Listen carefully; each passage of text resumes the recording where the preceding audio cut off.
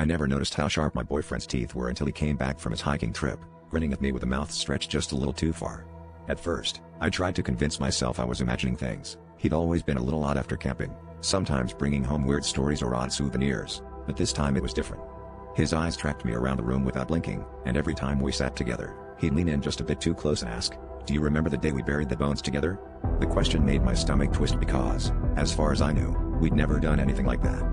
He started doing strange things, standing in the backyard for hours at night, digging at the dirt with his bare hands. Sometimes, I'd wake up to find him kneeling beside the bed, humming a tune I'd never heard before, staring at me with that fixed, too wide smile. He was obsessed with talking about the bones, insisting it was our secret, something we had to protect. I tried to brush it off as a weird joke or a lingering dream from his trip, but the way he said it, so sure, so hungry, made my skin crawl. It got worse when I found muddy footprints leading from the woods to our back door, even though he swore he hadn't left the house that night. He started labeling things in the house with sticky notes, yours, mine, and, most unnervingly, ours. The last one always stuck to something sharp or heavy. The more I questioned him, the more he laughed, a sound that echoed like it came from somewhere deep underground. I began to wonder if he'd brought something back with him, or if maybe he just left a piece of himself out there, traded it for something that wore his face.